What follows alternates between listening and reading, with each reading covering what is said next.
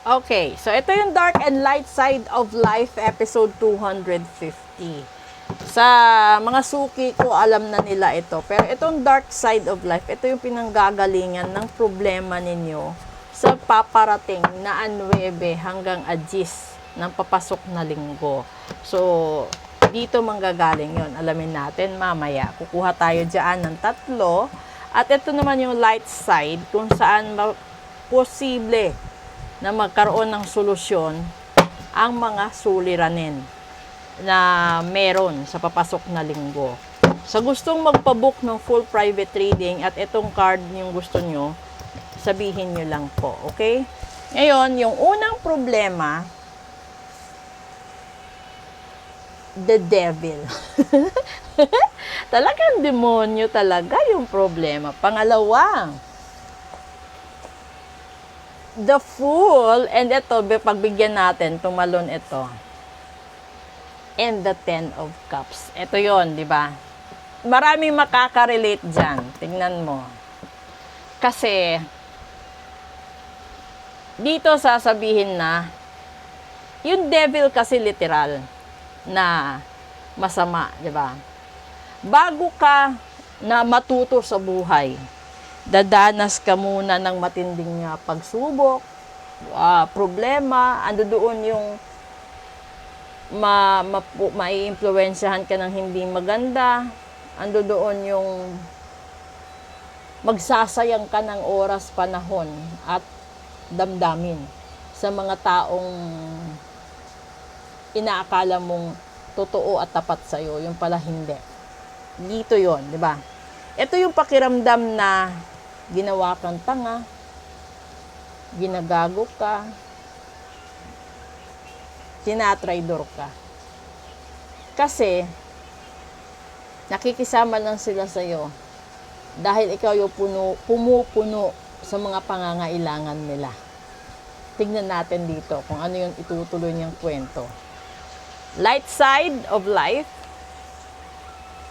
burden talaga. This is the 10 of Wands. And pangalawa, ayun, 3 of Swords lumabas. And pangatlo,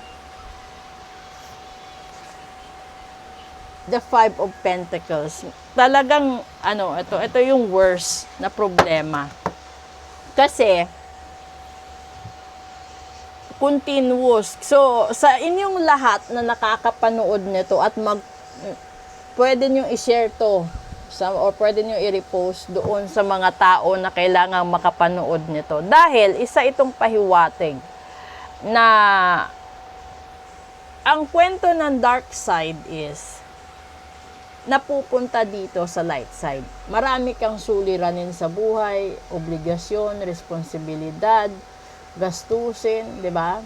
At dagdag pa dito yung mga problema mo sa sarili mo, sa relasyon mo, sa mahal mo, no? At itong 5 of Pentacles kasi, kung ito ay tungkol sa kalusugan, marami kang sakit, marami kang karamdaman.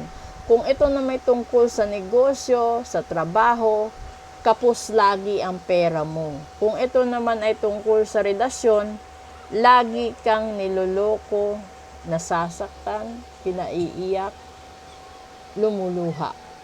So, dito pa lang, kapag nakaranas ka ng mga unusual na pangyayari sa buhay mo, alam mo yung nagkaroon ka ng karelasyon, 'di ba? Hindi nagtagal. So, sa tingin mo, naging bobo ka lang, naging ganun ka dahil doon. So, makalipas ang ilang araw, linggo, or buwan, nagkaroon ka ulit ng relasyon. Ganun pa din yung nangyari, di ba? Kasi yung devil, magbubukas ng pinto, tapos pagsasarhan ka bigla. Gagawin ka ditong the fool. Ito yung punto ng buhay mo na bibigyan ka ng warning na tatalon ka ba o aatras ka? Mapapaisip ka eh. Pero ang hindi mo alam, yung ginagawa pala nila sa'yo, bitag yun. Para mas masaktan ka, mas dumami problema mo, at maghihirap ka. Ngayon, kung lahat ng ito nangyayari ng sabay-sabay, hindi normal yan. Ibig sabihin, ginayuma ka, binarang ka, kinulam ka, isinumpa ka. Or, nagmana ka ng sumpa galing sa lolo't lola mo, sa mga magulang mo. Ganon yun. Dahil, ang problema, hindi naman sabay dumating sa buhay yan eh.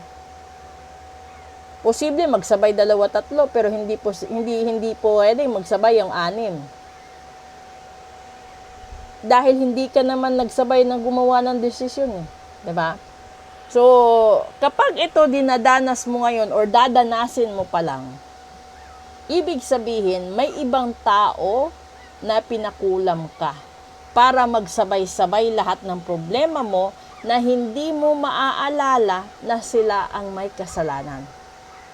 Kung related ito sa pera, sa trabaho, sa negosyo, sa relasyon.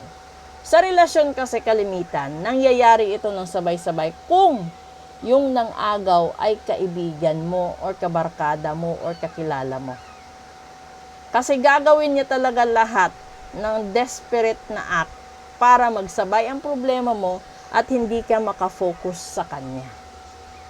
So kung ikaw yung tipo ng tao na ganito ang dinadanas mo, ipatanggal mo lahat ng kamalasan, lahat ng barang, lahat ng kulam, para maisumbalik mo sa kanila ang lahat-lahat bago pa mahuli. 'Di ba? Kasi this is a general reading for June 9 and 10. So kung napapanood niyo ito ngayon hanggang Agis, ito yung problema na meron kayo. Okay? So sa gustong magpabook ng full private reading, magpabook ng ritual cleansing, etc., message lang po kayo. Proceed tayo sa real talk po natin. Good afternoon.